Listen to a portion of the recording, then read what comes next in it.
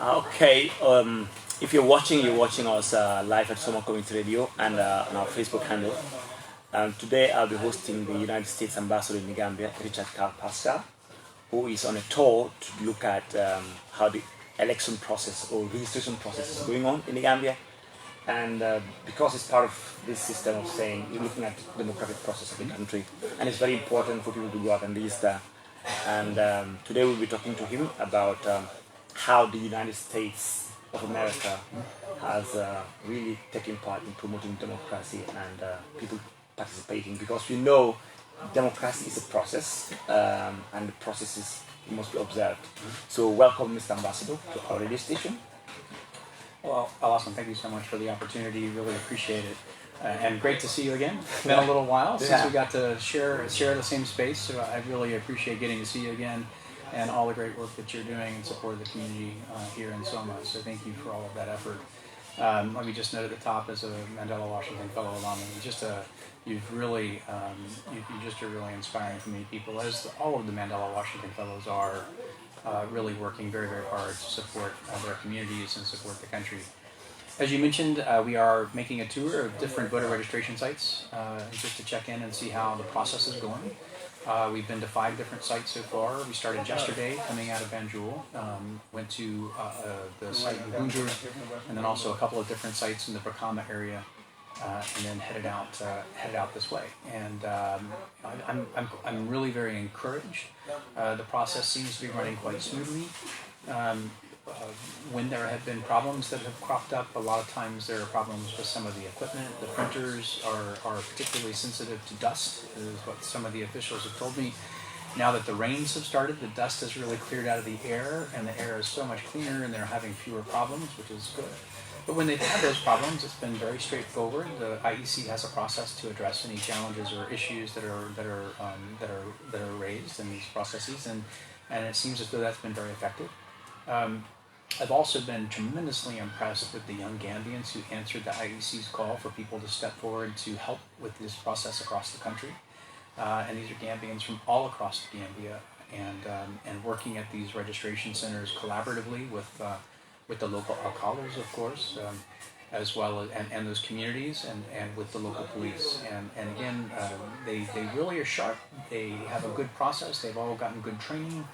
And they all seem very, very intent on running a credible, transparent voter registration process, and that's encouraging. Yeah, so I think that would bring me back to example, looking at the United States of America as how Democrats have saved the country to become one of the greatest countries in the world in terms of transitioning from one era to another without any challenges. So, for example, like, what will you tell people who are going to register? Because we know we have tension when you're getting this among political parties.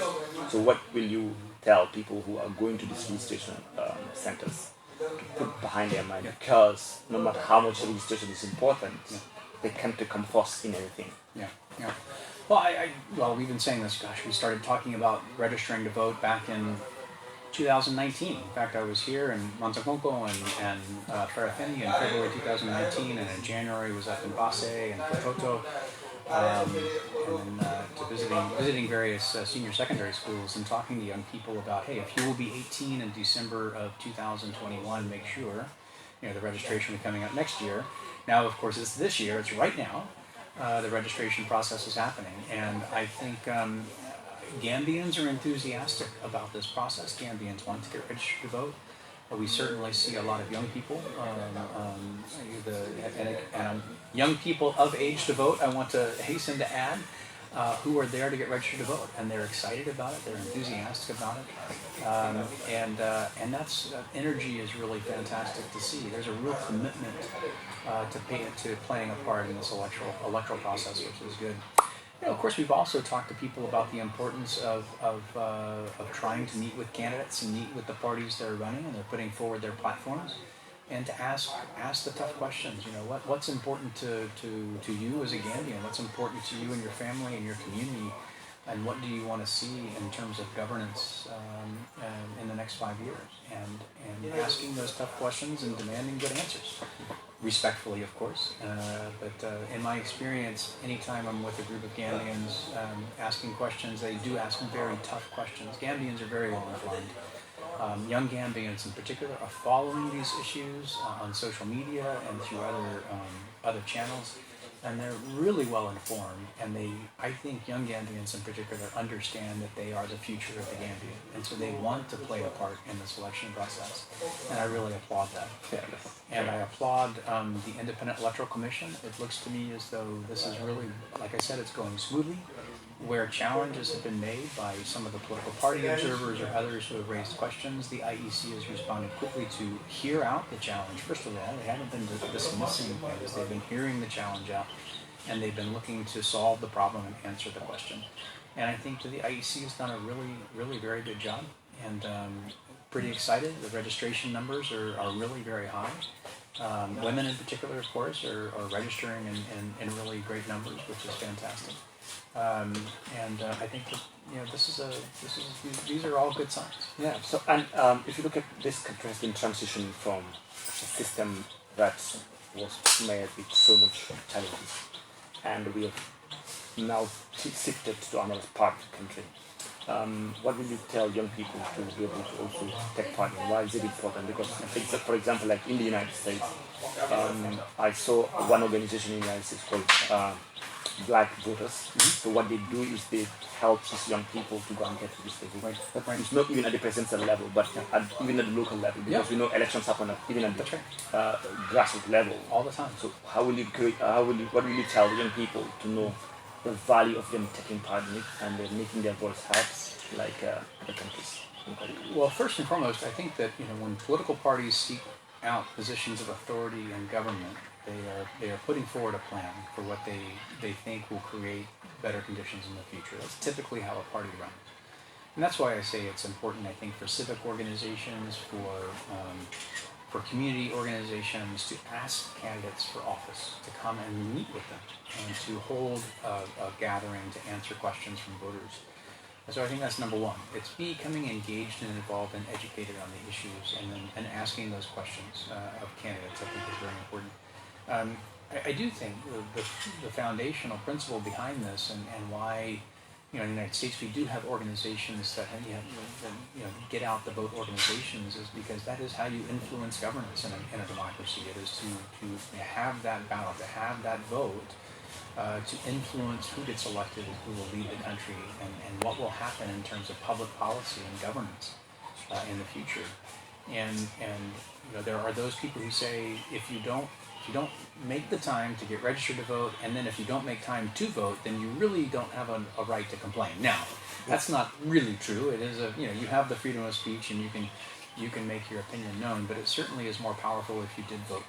To be able to say, I cast my ballot, I took the time, I got registered, I am participating in the political process, I'm an invested citizen, and as an invested citizen, I want to influence how government is run, and how government creates conditions that are conducive to individual citizens exercising their rights, and also being able to succeed. Government can't create success for people, but government can create conditions that are then conducive for people to use the skills that they have been blessed to have to go out and do great things. And the United States Embassy is supporting the Gambia Commission for the Gambia Debate Commission, Bakari Paschal. What would you tell those listening how it's important? Because we know in the United States it's a custom, it's a tradition where the whole world watches, those who love politics like me, see the candidates who come on board and speak to people, and people listen and judge for themselves, and not somebody telling them the other way around. What would you tell people who seek to take part in this debate, and how important is people to follow up? For example, I know you insisted that you should ask tough questions, but how important is significant? Because precisely if it is not on a platform, it will be difficult for somebody to ask Sure. these people. Right. But if this is a platform, Right. it'll be easier for them. Yeah. Why should they listen to these people? And why should they make a strong follow? Well, thanks for raising the Gambia Commission on Political Debates and Bakri's project. I think it's a fantastic initiative. We hosted an event last September, actually, where we, in fact, the chairman of the IEC took time out of his busy schedule to come and meet. We had some senior secondary school students in attendance, but with the COVID-19 social distancing, we had many more that were participating remotely. And it was a very useful opportunity to talk about the importance of political debate. So thank you for raising that. And we do really encourage those persons who are seeking office through the political process and democratic process to agree to meet on the debate stage, to lay out what their thoughts are, what their vision is as part of their platform that they are presenting to the Gambian people, and why they deserve the Gambian citizens' vote. Having that out in the open like that and more transparent offers the voters the opportunity to see and hear someone speak to the issues that concern them. And when you don't have that opportunity, then it's not clear how you make up your mind so much about who to vote for. So I do think that political debates are important.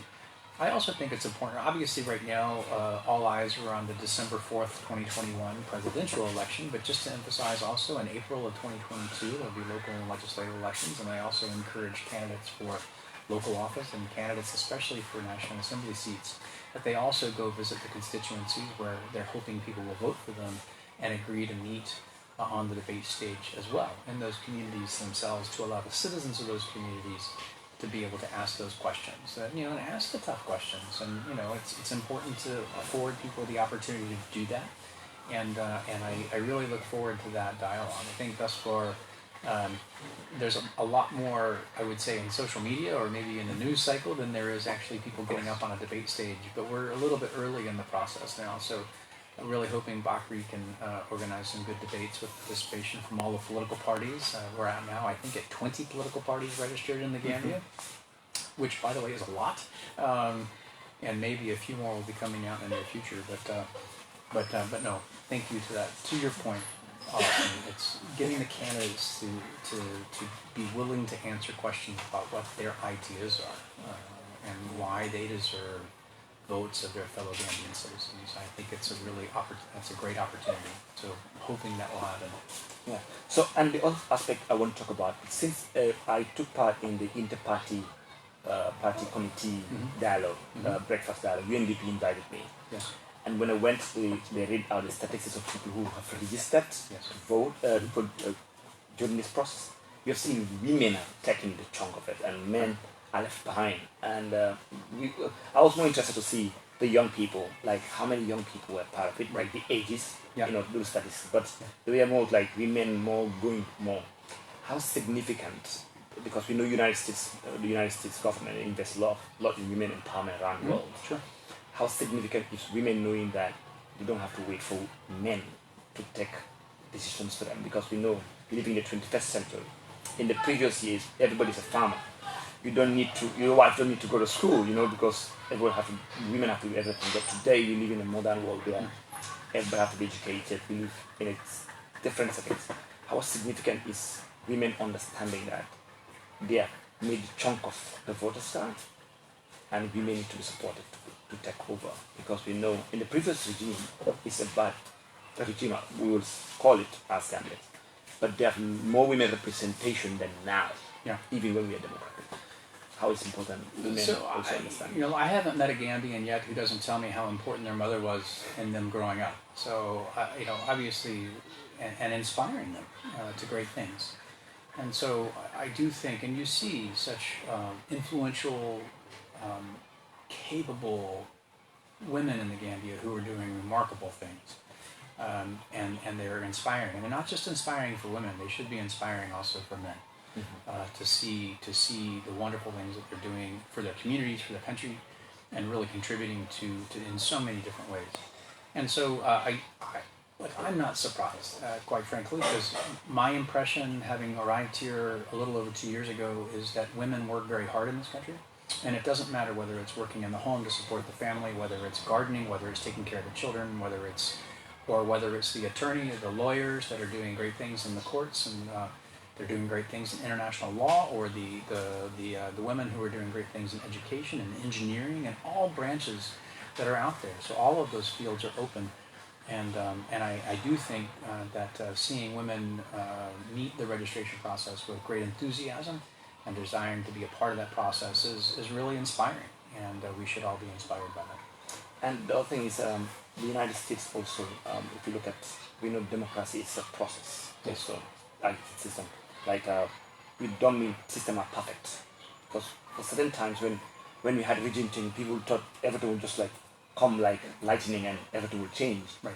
But how significant is people understanding that this process takes time, and every country has its own challenges, despite of how democratic they are. Right. And sometimes it's not what we expect, it's what we see in elections.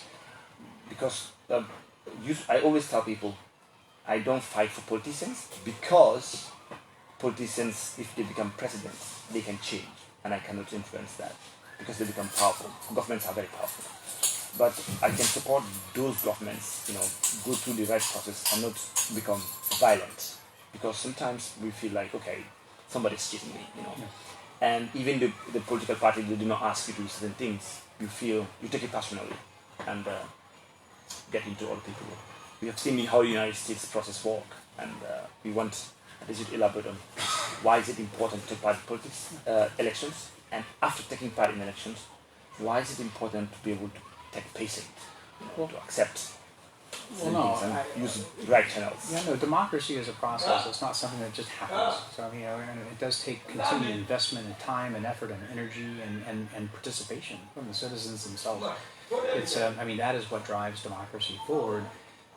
And to your point, things don't dramatically change overnight in terms of any situation. These are evolutionary changes. They must build. You have to build a foundation before you can build, the rest of the building, right? So, a lot of things are foundational. A lot of foundational processes that take time. And I do think, but again, let me come back to the opportunity that Gambians have. If a Gambian is concerned that they don't see progress on something that was promised 5 years ago, then raise the question: why hasn't this been done? Why isn't this done already? And ask for answers. And I think that that's a legitimate desire on the part of Gambians. I certainly have a lot of Gambians who have told me over my time here of their concerns that this, that, or the other promise isn't being kept. And that then is that opportunity in elections to actually vote whether you approve of the job done or not, or vote whether you approve of one candidate's proposal or not. And I think that that's where the elections come in, and they're most important. I would just also note that the National Assembly, members of the National Assembly, are the representatives of the people in government, and they are the voice of the people day to day, day in, day out.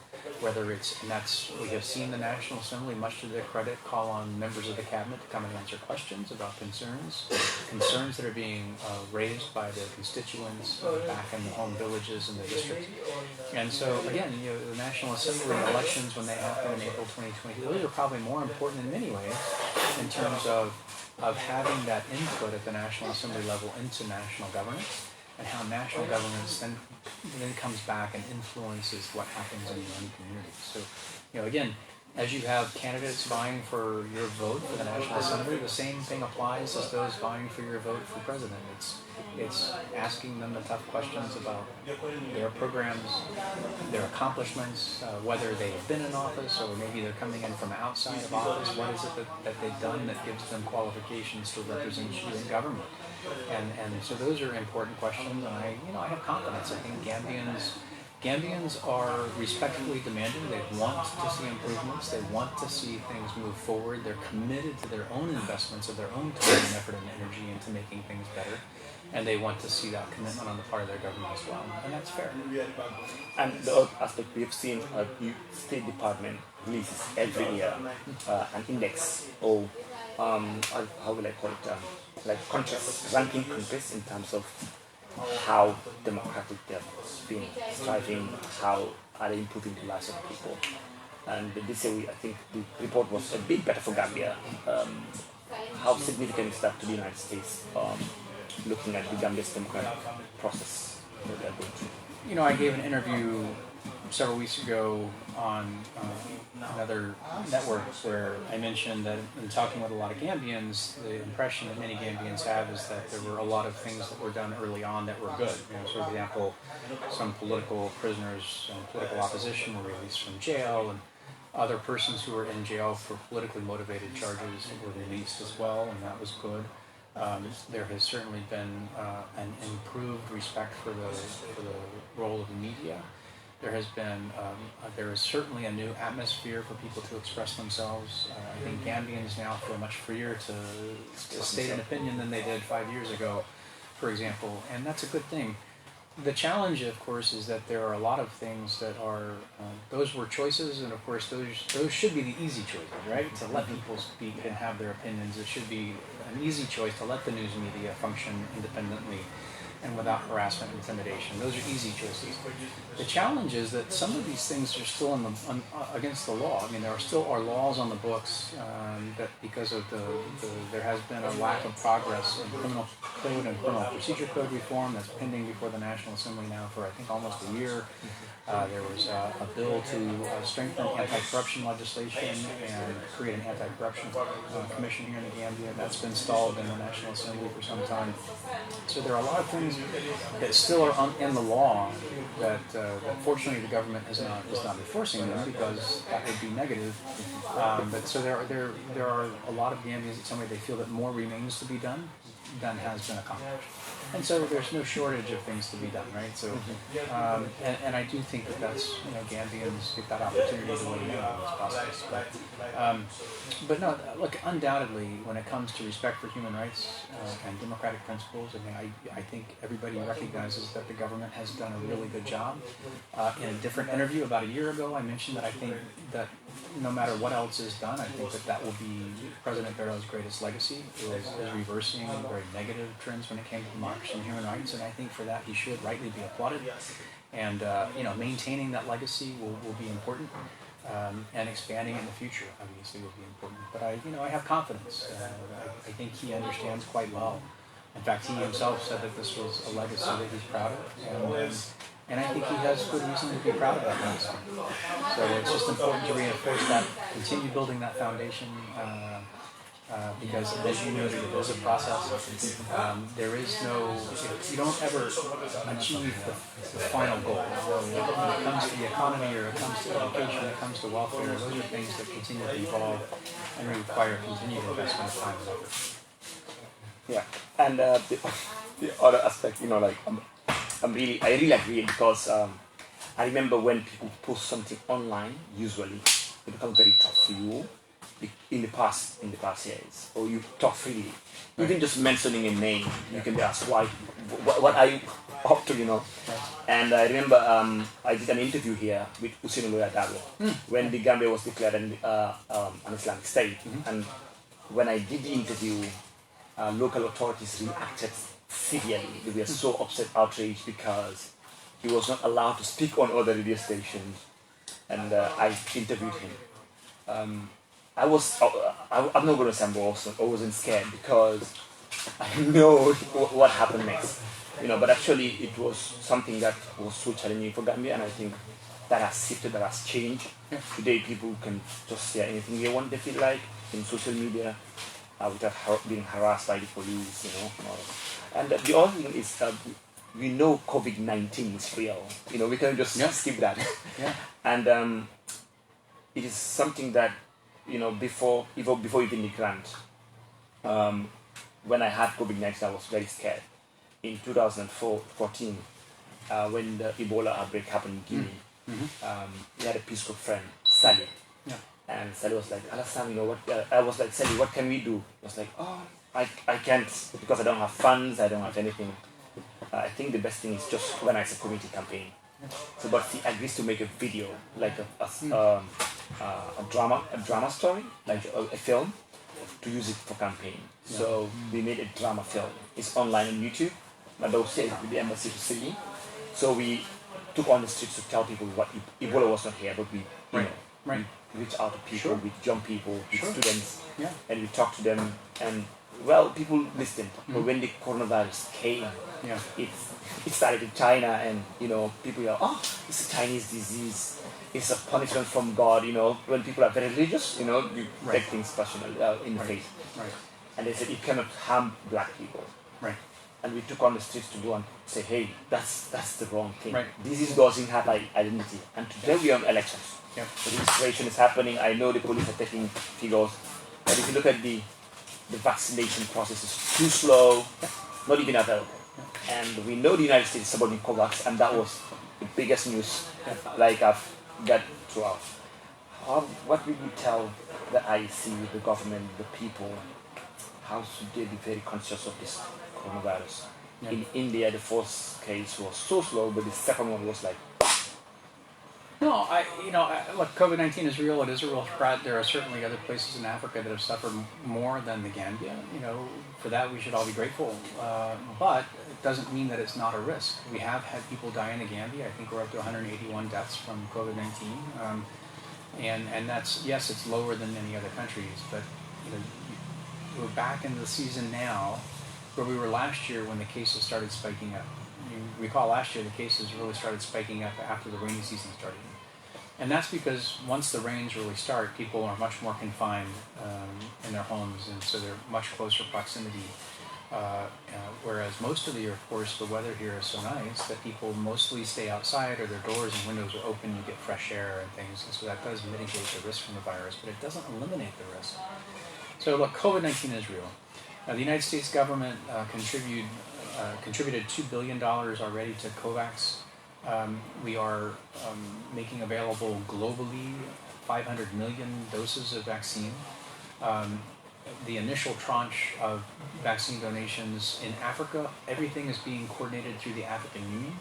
So of course I've had the good opportunity to meet with the Honorable Minister of Health, Dr. Samate, and encourage the Gambian government to ensure that the Gambian ambassador in Addis Ababa, who's the ambassador to the African Union, ensure that the Gambia's needs are known and are addressed through that process.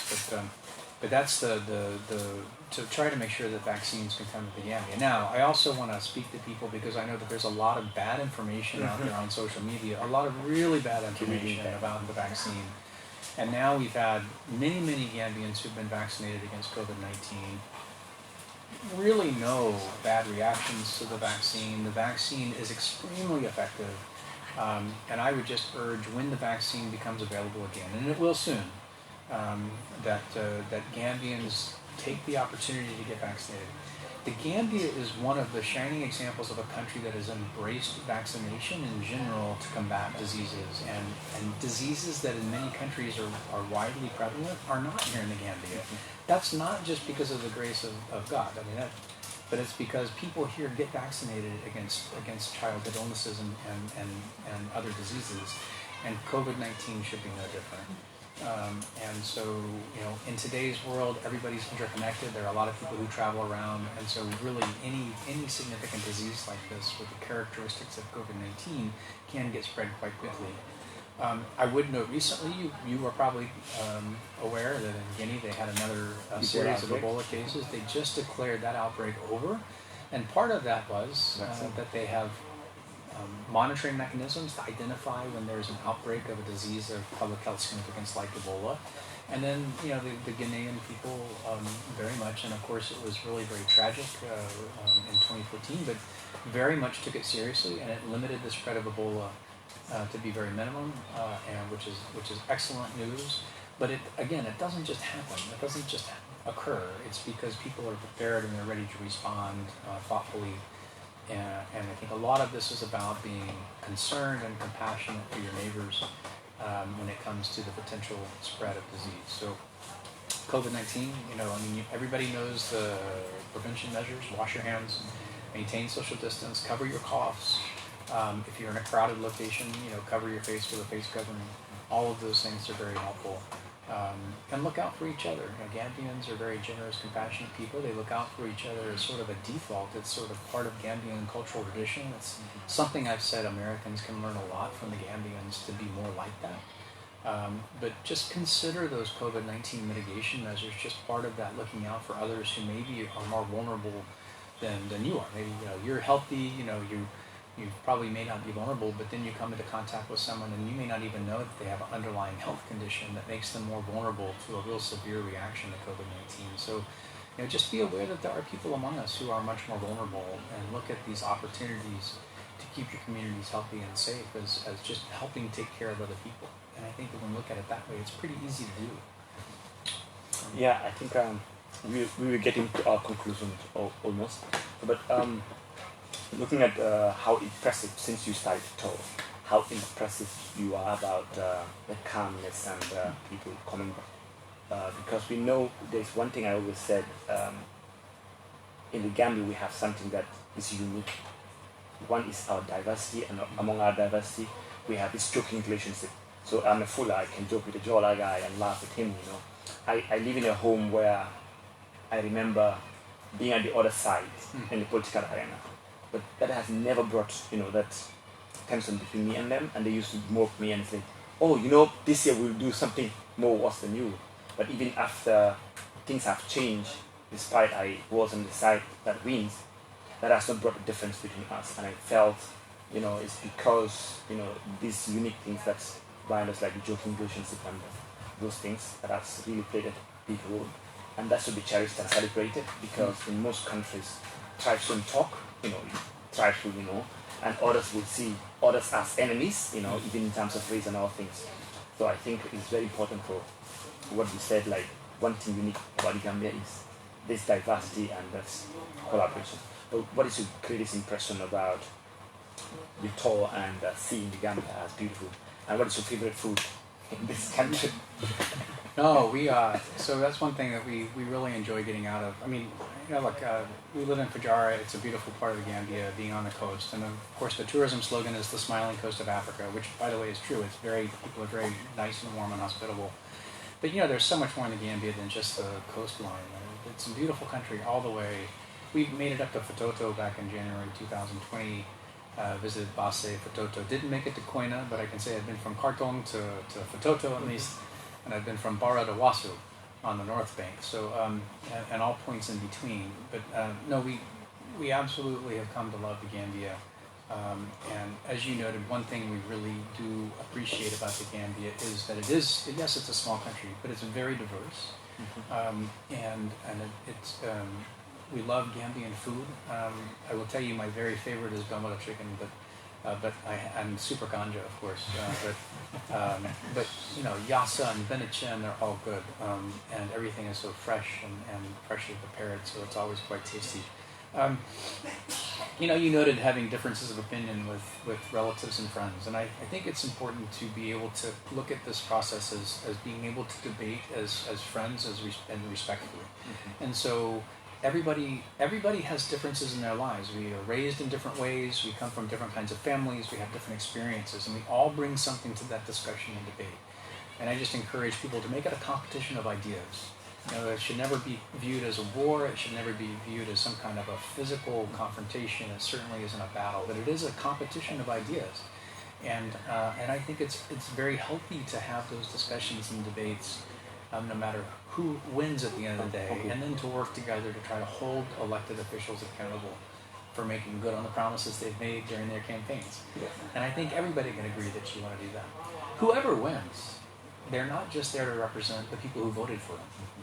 They're there to represent also the people who voted against them, because they are elected to an office and they're expected, and their oath of office is that they will serve all of the people all of the time. So I just, even if the person that you wanted to win doesn't win, that doesn't mean you can't expect the winner to deliver for your communities and for individuals in the Gambia. So that's an important principle, but it's a competition of ideas.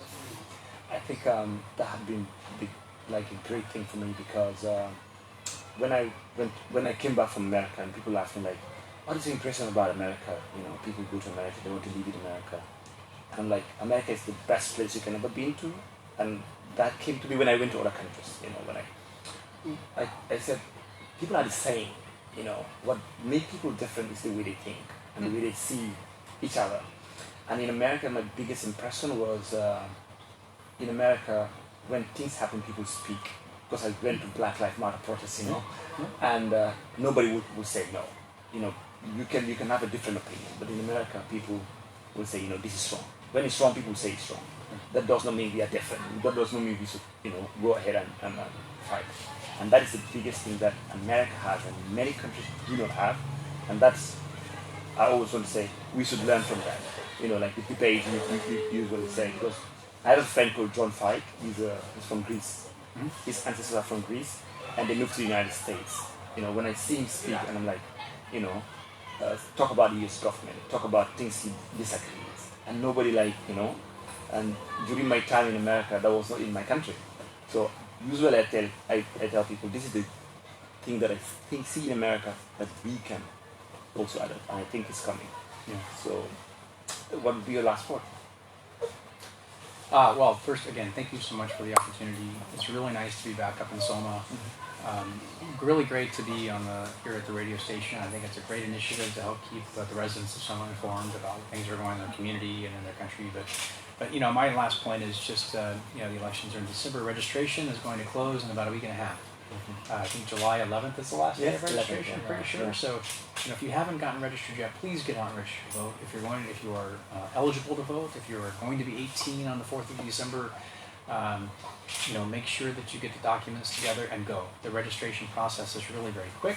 My wife and I were remarking as we were at the last registration center, or one of the registration centers today, that when we go in the United States to get our driver's license renewed, it takes us at least 10 times longer to get through that line than it did to get through the voter registration center. So while we were there for maybe 15 minutes, a woman came in and she had all the documents, and by the time she came, she presented her documents and she waited in line patiently and she got her card. By the time we left, she was leaving with her voter card. So this is not complex, it's not complicated, it's very straightforward, it's being run very well. Please, when you're there, express your appreciation to the IEC staff that are working, and of course the Gambian police force officers that are providing security at the voter registration stations. But become involved, get registered so that you can vote in the elections coming. Thank you so much. Thank you for coming. Thank you. Thank you if you're watching. That's all that we have for you today. And we'll be playing the pre-recorded version of it in the evening, inshallah. And keep people informed, because we know, for me, I love politics. That is just part of me. And I think it's important to take part in politics, because for me, before you complain, take part. Be part of it. Yep. Thank you so much. Thank you, Alhasan. Yeah. Great to see you. Yeah. Great to see your niece. Adam. Yeah. Okay. A picture? Okay. Okay. Wait. Sit down. Mana bela yung ko bunda. Nana. Ila phone course stop ila video. Ha? Here's a sign outside. Tapos.